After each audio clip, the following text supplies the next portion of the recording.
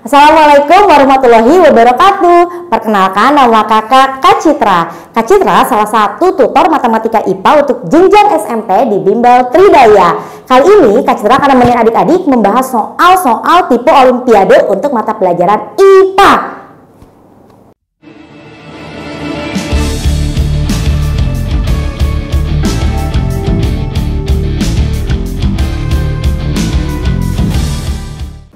Oke, kita lihat teks di samping ya. Di sini ada penggalan informasi tentang apa nih? Tentang menghitung berat badan ideal berdasarkan tinggi badan dengan rumus Broca ya.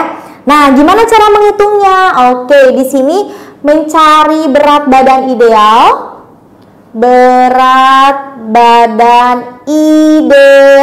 Nah, pertama, untuk yang laki-laki dulu ya. Untuk yang laki-laki adalah tinggi badan, T itu tinggi ya. Tinggi badan dikurangi 100. Kemudian plus minus 10% dari tinggi badan dikurang 100 gitu ya. Kemudian kalau untuk yang perempuan hampir sama ya, tapi bedanya di persennya di sini.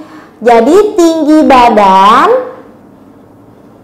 dikurang 100 plus minus. Nah, di sini persennya kalau untuk perempuan 15%. 15% dari tinggi badannya dikurang 100 gitu ya. Nah, ini rumus berat badan dari Broca ya. Nah, ayah diketahui nih, ayah itu memiliki tinggi badan 220 cm. Dan ketika ditimbang itu ke angka berapa ya? 140, 150 berarti ke 155 ya. Berat badannya 155 kg. Nah, bagaimana dengan massa tubuh ayah ini? Nah, ini di pilihan ABC-nya ada yang sudah ideal, belum ideal, dan alasannya kenapa gitu ya. Oke, kita lihat di sini, kita mulai dari yang tinggi badan ya. Dari tinggi badan di sini kita hitung berat badan idealnya ya. Berat badan idealnya. Oke, di sini ada tinggi badan dikurangi 100 berarti 220 dikurangi 100. Kemudian plus minus 10% dari tinggi badan kurang 100 ya. 220 kurang 100. Oke. Kita hitung 220 dikurang 100, hasilnya 120 plus minus. Nah, ini berarti 10/100 dikali 120 juga ya. Berarti ini 120 plus minus. Ini hati-hati ya, nolnya bisa coret nih, sway. Kemudian ini nolnya juga bisa dicoret, sway. Berarti hasilnya adalah 12. Berarti untuk berat badan ayah kita punya range dari 120 ditambah 12 adalah 132, atau 120 dikurangi 12 108. Jadi berat ayah yang idealnya itu minimalnya di 108 dan maksimalnya di 132. Nah, ayah di sini 155 beratnya. Berarti gimana? Ideal nggak? Tidak ya, karena dia terlalu melebihi. Nah, yang kalau melebihi berarti gimana?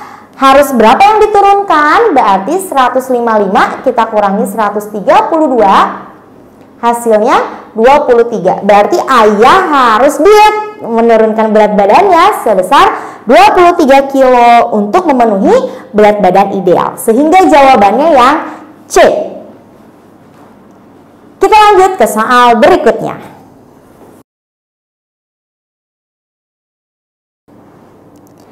Tekanan yang terdapat dalam fluida diam dapat dinyatakan dengan persamaan P sama dengan Rho GH. Satuan berdasarkan standar internasional SI dari tekanan yang terdapat dalam fluida diam tersebut adalah Oke, di sini kuncinya ada standar SI ya satuannya. Standar SI. Satuan internasional, standar internasional. Standar internasional atau SI untuk tekanan yang rumusnya Rho GH. Oke, kita kenalan satu-satu ya. Nah, di sini yang pertama ini ada Rho ya, dibacanya Rho. Rho itu apa sih Kak Citra? Rho itu massa jenis ya. Massa jenis. Nah, massa jenis itu cara menghitungnya adalah massa dibagi dengan volume gitu ya. Massa dibagi dengan volume. Kita simpan dulu. Oke, kemudian kalau untuk G itu apa? G ini gravitasi bumi. Gravitasi bumi itu nilainya selalu biasanya ya 10 atau 9,8 meter per sekon kuadrat. Kemudian H-nya ini adalah ketinggian. Oke, ketinggian. Nah, kita lihat di sini, kita mulai dari Rho. Harus SI. Kalau massa standar internasionalnya itu menggunakan kilogram. Jadi di sini untuk Rho kilogram. Kalau volume apa? Nah, kita ingat volume balok misalkan ya. Balok itu kan P kali L kali T. Nah, untuk satuan panjang itu standarnya itu menggunakan meter. Sehingga meter pangkat 3 karena P kali L kali T, meter kali meter kali meter, berarti M pangkat 3. Kemudian untuk ketinggian juga hampir mirip dengan tadi ya, ukuran panjang. Standar internasionalnya menggunakan meter gitu. Oke, kita lanjutkan sehingga tekanan itu rumusnya Rho GH. Kita masukkan Rho-nya tadi kita dapat standarnya adalah kilogram dibagi meter pangkat 3. Kemudian gravitasinya meter per sekon kuadrat dan ketinggiannya adalah meter. Oke, di sini ada yang sama ya. Meter di atas itu ada 2, kita boleh habisin habis-habis. Yang bawah ada 3, berarti sisa 1 ya. 3 dikurangi 2 jadi sisa 1 M. Jadi hasilnya adalah kilogram per meter sekon pangkat 2. Nah, ini boleh juga dinaikin ke atas ya. Jadi hasilnya kilogram, meternya pangkat min 1 dan sekonnya pangkat min 2. Seperti itu ya. Jadi jawabannya yang C ya. Oke. Pakai min 1 ya. Kita lanjut ke soal berikutnya.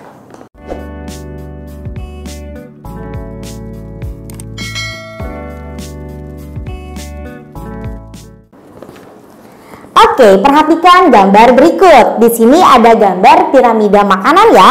Nah, di soalnya, jika tumbuhan mempunyai energi sebesar 50 kalori, maka besar energi yang dimiliki ular. Nah, kita lihat di sini, kalau yang namanya piramida makanan, berarti di sini yang paling bawah itu tingkat tropis 1 ya. Ini diisi dengan tumbuhan. Nah, tumbuhan. Kemudian di sini ada kelinci dan di sini ada ular. Sini kelinci, sini ular, dan yang terakhir yang di atas elang. Nah, dari gambarnya terlihat bahwa semakin ke atas itu semakin kecil. Artinya energinya juga akan semakin kecil. Jadi jawabannya yang mana dong kalau energi untuk ular? Nah, di sini 50 kalori. Jadi untuk kelinci, ular maupun elang nilai kalorinya akan lebih kecil dari 50. Jadi jawabannya yang A. Kita lanjut ke soal berikutnya.